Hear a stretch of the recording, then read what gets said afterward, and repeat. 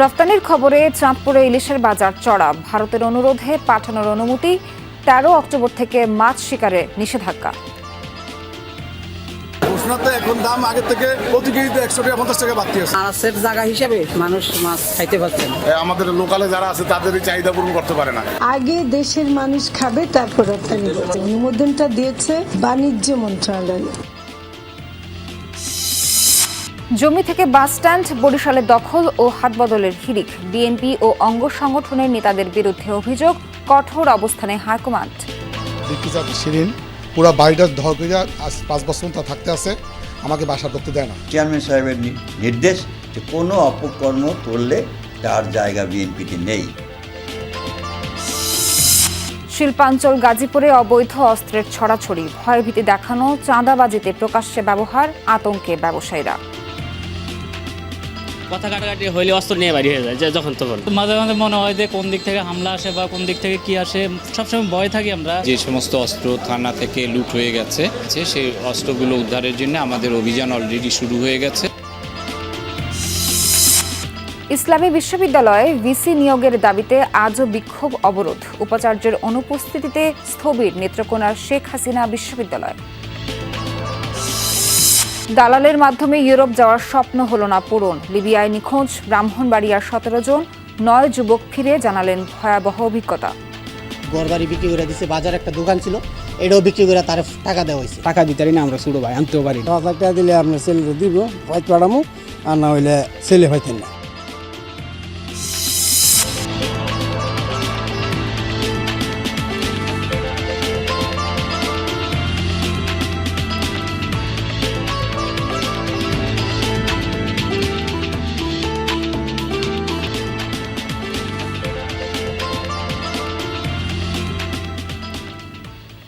স্বাগত সবাইকে। আমন্ত্রণ বিরতিহীন সংবাদ সারা দেশে। এতক্ষণ শিরোনাম দেখছিলেন, বিস্তারিত খবর জানাতে সঙ্গে আছি নাবিলা সোহার।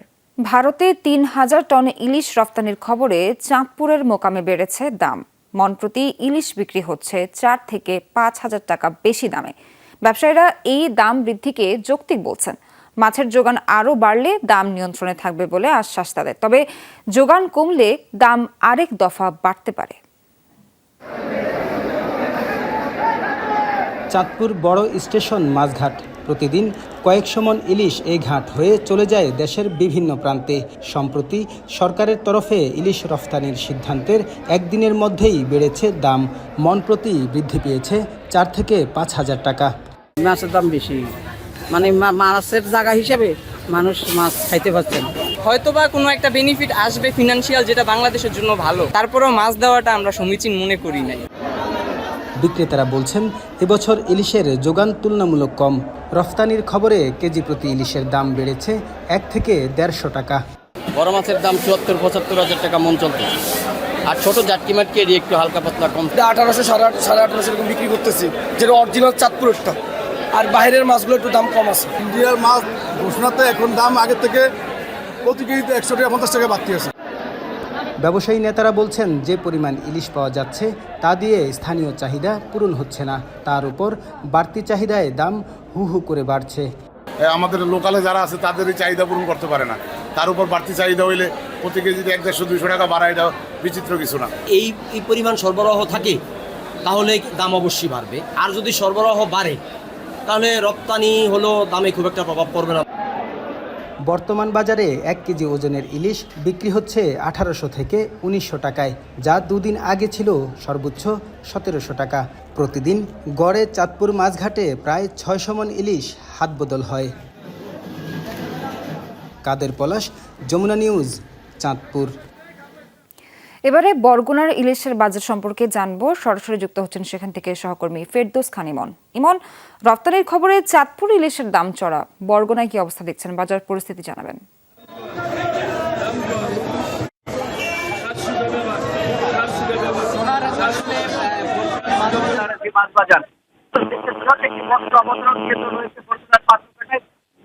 পাইকারি মৎস্য বাজার সেখানে পাইকারি মৎস্য বাজার সেখানে আমি চেষ্টা করেছি। তারা বলছেন যে দামের প্রভাব ওখানে যে কারণে কিন্তু দামের অনেকটা দাম বৃদ্ধি পেয়েছে। এবং জানেন যে অতিরিক্ত গুরুত্বপূর্ণ আবহাওয়া গেছে, নিম্নচাপ গেছে, যে কারণে সমুদ্রগামী সকল ট্রলার কিন্তু খুলে ফিরে এসেছিল এবং সেই ট্রলার কিন্তু আবহাওয়া ভালো হওয়ার পর আবার সমুদ্রে চলে গেছে। আগামীকাল বা পরশু আবার সমুদ্রে চলে গেছে। আগামীকাল বা পরশু সমুদ্রে আসবে, তারপরে হয়তো দেখা যাবে যে আসলে মাছের কি মানে ব্যবহারটা কিভাবে করেছে। মূলত ওখানকার ব্যবসায়ীরা বলছেন যা নদীর যে ইলিশ রয়েছে 800 গ্রাম থেকে 900 গ্রাম, সেই ইলিশের দাম চলছে 62 থেকে 65,000 টাকা মন, এবং সামুদ্রিক যে ইলিশ রয়েছে তার দাম চলছে 50 থেকে 55,000। কেজি আপ যে ইলিশ রয়েছে আপনার নদ নদীর, সেটি কিন্তু 70 থেকে 72,000 টাকা মন চলছে, এবং যেটি সামুদ্রিক সেটি কিন্তু 60 থেকে 65,000। মূলত এখানে কিন্তু মন হিসেবে ইলিশে বিক্রি হয়। এছাড়া যদি আপনাকে বলি যে এখানকার ব্যবসায়ীরা কিন্তু একটি কথা বলেছেন, এই মাছের মূলত যে প্রভাব, ভারতের রপ্তানির যে প্রভাব সেটি হয়তো পড়তে পারে, এবং তারা আশঙ্কা করছে যে ইলিশ মন প্রতি আপনার যেটি কেজি আপ ইলিশ রয়েছে তার দাম মন 80 থেকে 82,000 হতে পারে। এ ধরনের যে আশঙ্কা কিন্তু ব্যবসায়ীরা করেছেন। ইমন, ধন্যবাদ আপনাকে। ভারতের অনুরোধে ইলিশ রপ্তানির অনুমতি দিয়েছে বাণিজ্য মন্ত্রণালয়। এই তথ্য জানিয়েছেন মৎস্য ও প্রাণী সম্পদ উপদেষ্টা ফরিদ আক্তার। তিনি বলেন, তার মন্ত্রণালয় এখনও দেশের মানুষকে ইলিশ খাওয়ানোর পক্ষে। দুপুরে সচিবালয়ে সংবাদ সম্মেলনে এসব কথা জানান তিনি।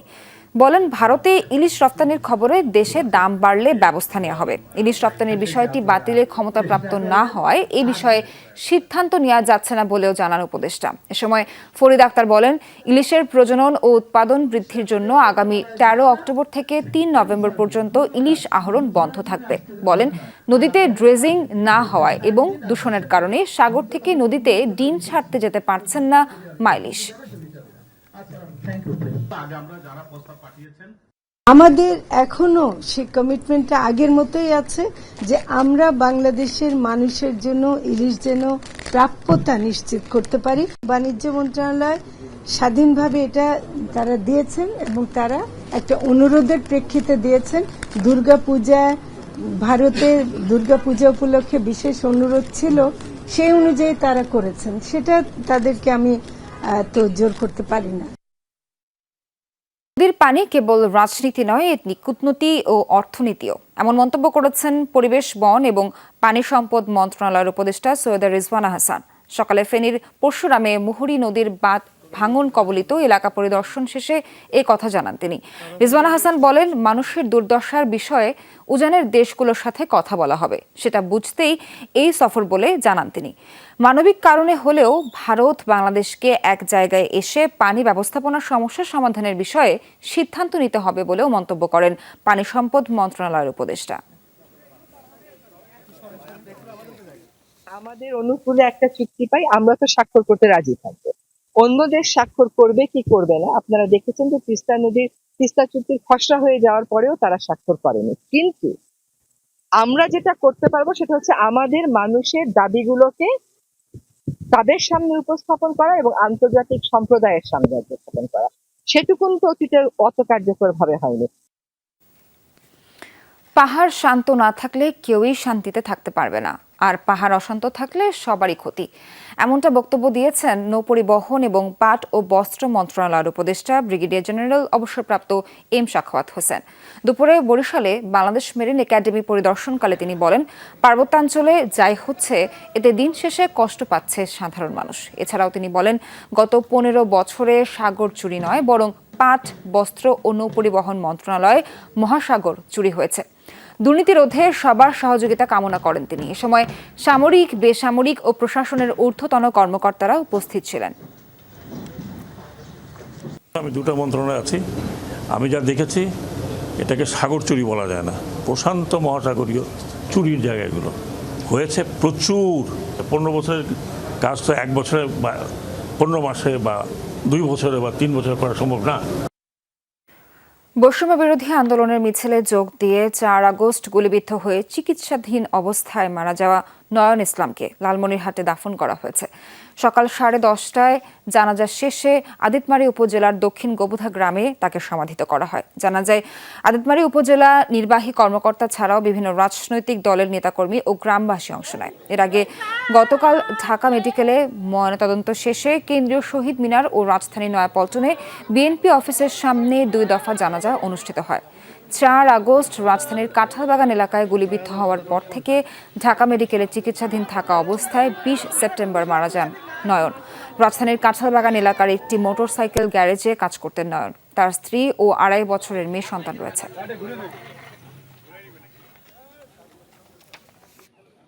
আমরা তো অনেক গরিব, কিভাবে চলবো? আমি একাই কি করবো? কিভাবে বাচ্চারে মানুষ করবো?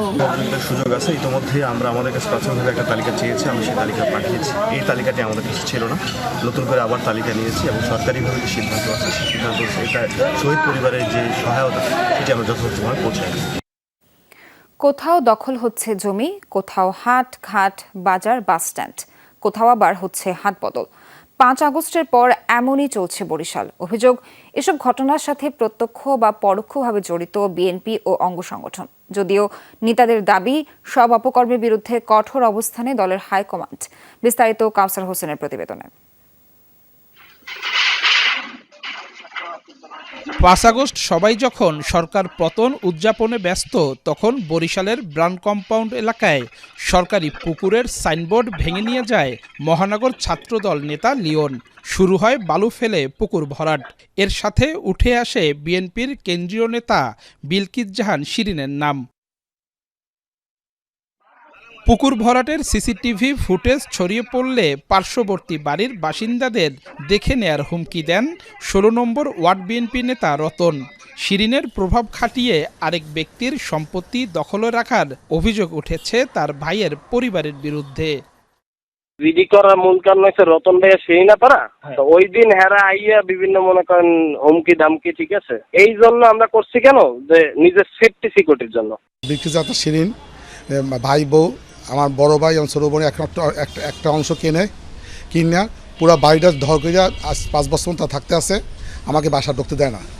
এরই মধ্যে বিলকিস জাহান শিরিনের পদ স্থগিত করেছে কেন্দ্রীয় বিএনপি। তবে শিরিন ও তার স্বজনদের দাবি, সবই তাদের বিরুদ্ধে অপপ্রচার। দখলের ব্যাপারটা আসে কিভাবে আমি এইটাই বুঝলাম না। আর আমার আত্মীয় বলে তাকে কেন, সে তো এখানে সম্পৃক্ত না, কিনেছি আমি। যারা আওয়ামী প্রশাসনের সাথে এদের সম্পর্ক আছে, যারা দলের পাশে ছিল না, তাহলে এদের জন্য একটু সমস্যা হয়ে দাঁড়াইছে। আমার ভাবমূর্তি ক্ষুণ্ণ করার জন্য এটা একটা অপচেষ্টা। 5 আগস্টের পর নথুল্লাবাদ বাস টার্মিনালের নিয়ন্ত্রণ নেয় কেন্দ্রীয় বিএনপির এক নেতার ভাই। রূপাতলী বাস টার্মিনাল এখন মহানগর কমিটির সদস্য সচিব জিয়াউদ্দিনের হাতে।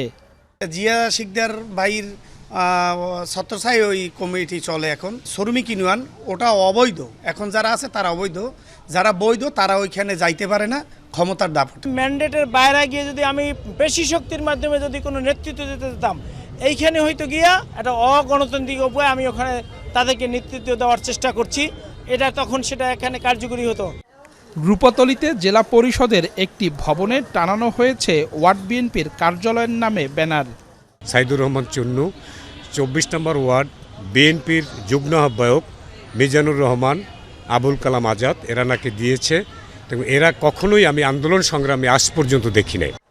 এসব ঘটনার বিরুদ্ধে কঠোর অবস্থানের কথা জানালেন মহানগর কমিটির আহ্বায়ক। চেয়ারম্যান সাহেবের নির্দেশ যে কোনো অপকর্ম করলে তার জায়গা বিএনপিতে নেই। যদি আমাদের কথা না শোনে তাহলে তাকে আর আইনের হাতে তুলে দেওয়া। এছাড়াও জেলার বিভিন্ন এলাকায় হাট ঘাট স্থাপনা দখলেরও অভিযোগ উঠেছে। কাউসার হোসেন, যমুনা নিউজ, বরিশাল। সাবেক পরিকল্পনা মন্ত্রী এম এ মান্নানের মুক্তির দাবিতে সুনামগঞ্জে বিক্ষোভ ও মানববন্ধন করেছে শিক্ষার্থীরা। সকালে সুনামগঞ্জ সিলেট সড়কের শান্তিগঞ্জ চত্বর এলাকায় বিভিন্ন স্কুল কলেজের শিক্ষার্থীরা এই কর্মসূচি পালন করে। প্রথমে মিছিল নিয়ে সড়কে অবস্থান নেয় তারা। ঘণ্টাব্যাপী চলে মানববন্ধন ও বিক্ষোভ কর্মসূচি। এ সময় বিক্ষোভকারীরা বিভিন্ন স্লোগান দেয়।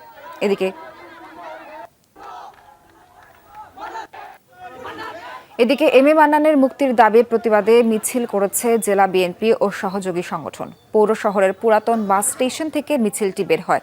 এ সময় আওয়ামী সরকারের মন্ত্রী হিসেবে দেশব্যাপী গণহত্যার মদতদাতা ও দুর্নীতির দায়ে এম এ মান্নানের ফাঁসির দাবি করেন তারা।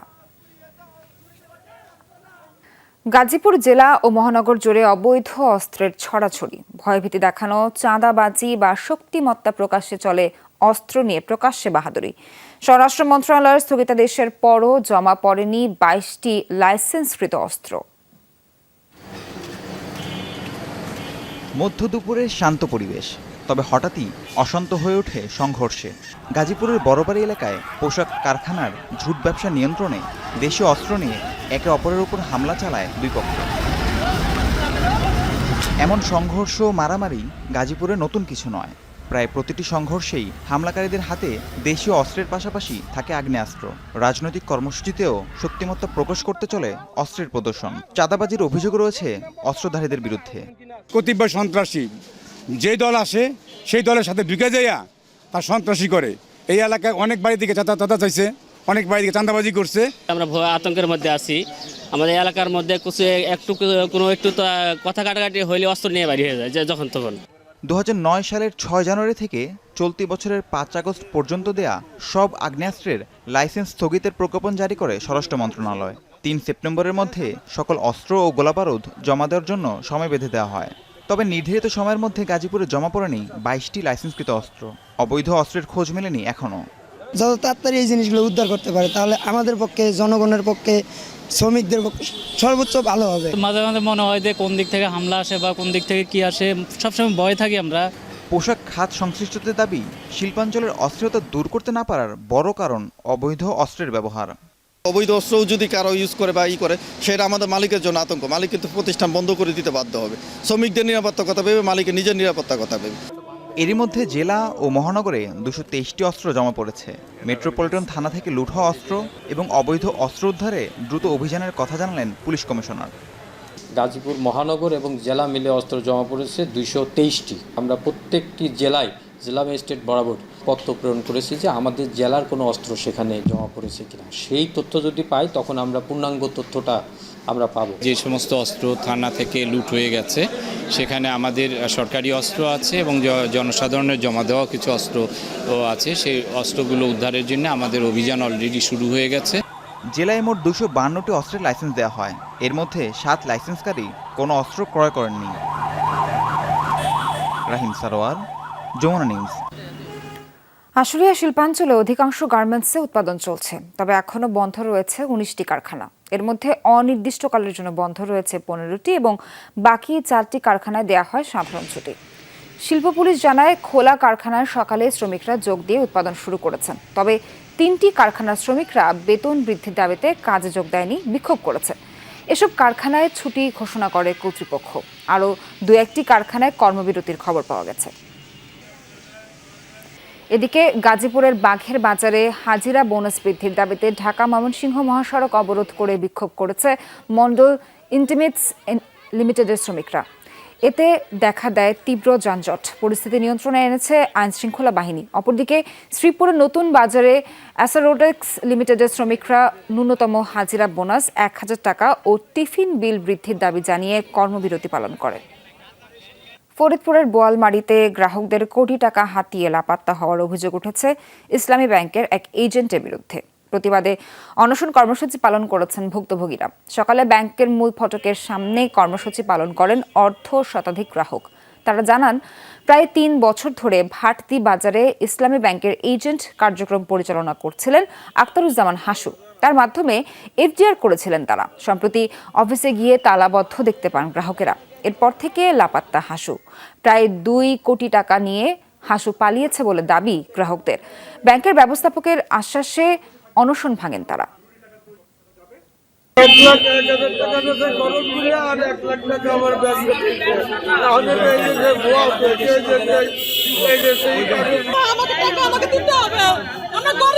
এজেন্টের মালিক যিনি, যার একটা ব্র্যান্ড আছে, বাংলাদেশের একটা লাইসেন্স আছে, সে যদি আমাদের নাম করে অবশ্যই আমাদের নতুন প্রতিপক্ষ রয়েছে, আমরা সেখানে অবশ্যই জানাবো এবং তার বিরুদ্ধে আইনগত ব্যবস্থা নেব। উপাচার্য নিয়োগের দাবিতে টানা তৃতীয় দিনের মতো আন্দোলন করেছে ইসলামী বিশ্ববিদ্যালয়ের শিক্ষার্থীরা। সকালে পূর্ব ঘোষিত কর্মসূচি অনুযায়ী ক্যাম্পাসের বটতলা প্রাঙ্গণে জড়ো হয় তারা। বিক্ষোভ মিছিল নিয়ে প্রশাসনিক ভবন, আবাসিক হল, বিভিন্ন ফ্যাকাল্টি সহ ক্যাম্পাসের সড়ক প্রদক্ষিণ করে। পরে কুষ্টিয়া খুলনা মহাসড়কে সমাবেশ করে শিক্ষার্থীরা। বলেন, সরকার পরিবর্তনের পর পদত্যাগ করেন সাবেক উপাচার্য অধ্যাপক ডক্টর শেখ আব্দুস সালাম। এরপর থেকে পদটি শূন্য থাকায় প্রশাসনিক কার্যক্রমে স্থবিরতা সৃষ্টি হচ্ছে। উপাচার্যের অনুপস্থিতিতে স্থবির নেত্রকোনা শেখ হাসিনা বিশ্ববিদ্যালয়ের কার্যক্রম। ক্লাস, পরীক্ষা সহ বন্ধ প্রশাসনিক কর্মকাণ্ড। আটকে রয়েছে শিক্ষক, কর্মকর্তা, কর্মচারীদের বেতন ভাতা।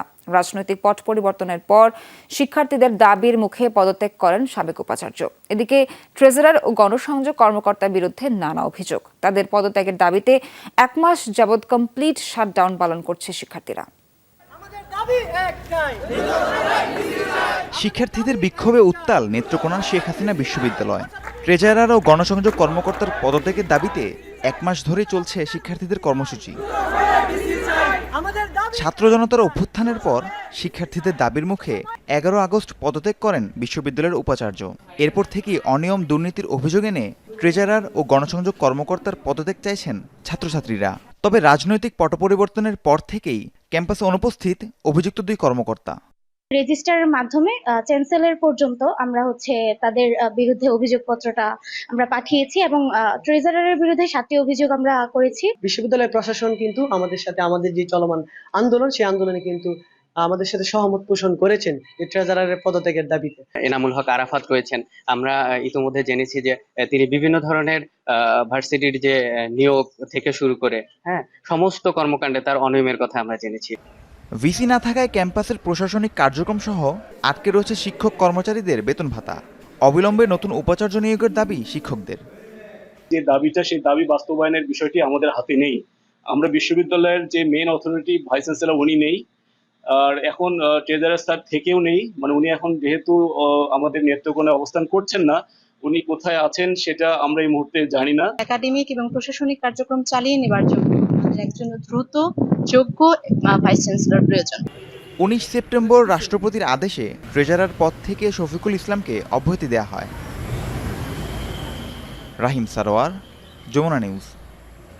দেশব্যাপী চলমান মব ভায়োলেন্সের বিরুদ্ধে রাজশাহী বিশ্ববিদ্যালয়ে প্রতিবাদ সমাবেশ অনুষ্ঠিত হয়েছে। সকাল 11:30টায় বিশ্ববিদ্যালয়ের প্যারিস রোডে সমাবেশের আয়োজন করে স্টুডেন্ট রাইটস অ্যাসোসিয়েশন। এতে দেশের চলমান যে কোনো ঘটনায় ন্যায় বিচার প্রতিষ্ঠার দাবি জানান তারা। পাশাপাশি কারো বিরুদ্ধে কোনো অভিযোগ থাকলে তা সুষ্ঠুভাবে তদন্ত প্রক্রিয়ার মাধ্যমে বের করার কথা বলেন বক্তারা। কর্মসূচিতে বক্তারা আরও বলেন, দেশের মব জাস্টিস চলতে থাকলে সমাজে আরও বিশৃঙ্খলা সৃষ্টি হবে। তাই অতীতে মানুষকে বিভিন্ন ট্যাগ দিয়ে হত্যা, নির্যাতন করা হতো। সুবিধাবাদী গোষ্ঠী এখন মব জাস্টিসকে উদ্দেশ্য করে বিভিন্ন কিছু হাসিলের পন্থা হিসেবে বেছে নিচ্ছে। তাই এ ধরনের ঘটনার আর যেন পুনরাবৃত্তি না হয় সে বিষয়ে সকলকে সতর্ক থাকার আহ্বান জানান বক্তারা। নারায়ণগঞ্জের নিতাইগঞ্জে আলোচিত মা ও অন্তঃসত্ত্বা মেয়েকে হত্যার একমাত্র আসামিকে ফাঁসির আদেশ দিয়েছে আদালত। একই সাথে 1 লক্ষ টাকার জরিমানা করা হয়। দুপুরে অতিরিক্ত জেলা ও দায়রা জজ আদালতের বিচারক উম্মে সারাবন তহুরা এই রায় দেন। দণ্ডপ্রাপ্ত আসামির নাম আল জুবায়ের স্বপ্নিল। এই রায়ে বাদী প্রসাদ চক্রবর্তী আদালতের প্রতি সন্তোষ প্রকাশ করেন। আইন উপদেষ্টার কাছে দ্রুত রায় বাস্তবায়নের অনুরোধ জানান তিনি। এর আগে 2022 সালে শহরের ডালপট্টি এলাকায় ডাকাতি করতে এসে মা ও তার অন্তঃসত্ত্বা মেয়েকে ধারালো অস্ত্র দিয়ে হত্যা করে জুবায়ের স্বপ্নিল। আধিপত্য বিস্তারকে কেন্দ্র করে মাদারীপুরে 2 পক্ষের পাল্টাপাল্টি হামলায় 20টি বাড়িঘর ভাঙচুর করা হয়েছে। সকালে সদর উপজেলার হোগলপাতিয়া গ্রামে হামলা ও লুটপাটের অভিযোগ পাওয়া যায়। পুলিশ জানায়, গ্রামের বিএনপি সমর্থক মুজাম সর্দারের দাবিকৃত কিছু জমি দীর্ঘদিন ধরে ভোগ দখল করছিলেন আওয়ামী সমর্থক দুলাল চৌকিদার। আওয়ামী লীগ সরকারের পতনের পর মুজাম সর্দার জমি দখলে নেন। শনিবার রাতে মুজাম ভুরি ভোজের আয়োজন করলে দুলাল সেখানে সদল বলে হামলা চালায়। সকালে মুজাম দুলাল সমর্থকদের বাড়িতে হামলা চালায়। 2 পক্ষের হামলায় অন্তত 20টি বাড়িঘরে ভাঙচুরের পর লুটপাটের অভিযোগ করা হয়েছে। আগুন দেয়া হয়েছে 3টি বাড়িতে। এই ঘটনায় থানায় কোনো পক্ষ অভিযোগ করেনি। 7 দিন চেষ্টার পরেও সাতক্ষীরার বিনেরপোতা এলাকায় বেতনা নদীর বেড়িবাঁধ মেরামত করতে পারেনি পানি উন্নয়ন বোর্ড। গতরাতে মেরামত কাজ শেষ করলেও সকালে আবার বাঁধ ভেঙে লোকালয়ে পানি প্রবেশ করেছে। ভেসে গেছে লাপসা, নগরঘাটা, সরুলিয়া সহ 5টি ইউনিয়নের ফসলি জমি, মাছের ঘের এবং ঘরবাড়ি। গত সোমবার পানির চাপে ভেঙে যায় বেতনা নদীর 50 ফিট দৈর্ঘ্যের বাঁধটি। এরপর থেকেই মেরামত করতে তৎপরতা চালাচ্ছে পানি উন্নয়ন বোর্ড। এটা কন্ট্রাক্টরের গাফিলতি, সে হঠাৎ করে লেবারগুলো বন্ধ করে রাখছে, বাড়ি ফাটাইতেছে, দিয়ে এই যে রাত্রে ওভারফ্লো হয়েছে উপরের পানি, এই পানি অতিরিক্ত পানির চাপে এই বাঁধটা আবার সকালবেলা ওভারফ্লো হয়েছে। ফারাক্কা বাঁধের কারণে বিশ্ব ঐতিহ্যের সুন্দরবন ভারসাম্য হারাচ্ছে। বাগেরহাটে নদী দিবসের সেমিনারে এই মন্তব্য করেছেন বক্তারা। সকালে মোংলা প্রেস ক্লাবে ফারাক্কার প্রভাবে বিপর্যস্ত সুন্দরবন ও পশুর নদ রক্ষার দাবিতে সেমিনার অনুষ্ঠিত হয়। আয়োজন উপজেলা প্রশাসন, বাংলাদেশ পরিবেশ আন্দোলন, বাপা ও সেভ দ্য সুন্দরবন ফাউন্ডেশন। এতে বক্তারা বলেন, ফারাক্কা বাঁধের কারণে সুন্দরবনের নদী খালে মিষ্টি পানির প্রবাহ কমে গেছে। ইউনেস্কো সুন্দরবনের ক্ষতির 1 নম্বর কারণ হিসেবে এই বাঁধকে উল্লেখ করেছে বলেও জানান তারা। এর আগে নদীপাড়ে মানববন্ধন অনুষ্ঠিত হয়। ইউরোপ যাওয়া হল না ব্রাহ্মণবাড়িয়ার নাসিরনগরের 26 যুবকের। দালালের খপ্পরে পড়ে নিঃস্ব পরিবার। লিবিয়া থেকে ফেরত আসা 9 যুবক জানান অমানবিক নির্যাতনের কথা। তবে এখনও নিখোঁজ বাকি 17 জন। আমাদেরকে প্রতিদিন মারধর করতো, প্রতিদিন মনোনয়নকিতে এই যে একটা ঘরের ভিতরে আরোপ করে লাগতো, আরোপ করার পরে মনোনয়নকিতে প্যান্ট শার্ট খুলে একদম ন্যাংটা করে মনোনয়নকিতে মারধর করতো। একদিন পরে একটা লুটি দেই, পানি মনোনয়নকিতে সারাদিন 1 লিটার পানি দিয়ে একজন লোকের এভাবেই অমানবিক অত্যাচারের বর্ণনা দিচ্ছিলেন নির্যাতনের শিকার ব্রাহ্মণবাড়িয়ার নাসিরনগরের লিবিয়া ফেরত যুবক আসাদ মিয়া। আসাদের মতো কোনো রকম জীবন নিয়ে দেশে ফিরেছেন ওহিদ, আজহারুল, সুমন, দেলোয়ার সহ 9 যুবক।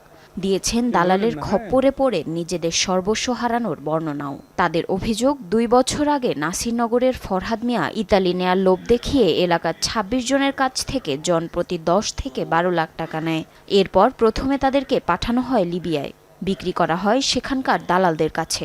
আবারও টাকার জন্য চালানো হয় অমানবিক নির্যাতন। পরবর্তীতে বিভিন্ন মেয়াদে জেল খেটে সরকারি সহায়তায় দেশে ফেরেন তারা। তো আমরা টাকা দিলাম 3 দিনের ভিতরে, 7 দিনের কথা বললে সেটা নিচে নিয়ে সেটা প্রায় 7 দিনের কথা বলার পরে প্রায় 6 মাস চলে গেছে, গিম টিম দেয়নি।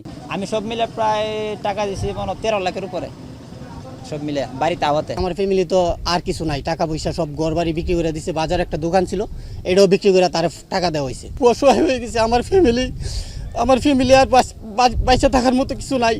তবে এখনো খোঁজ মেলেনি একই সাথে যাওয়া 17 জনের। পরিবারও জানে না তাদের কোনো খবর। অথচ নিখোঁজ পরিবারদের কাছে নিয়মিতই টাকা দাবি করে আসছে দালাল ফরহাদ।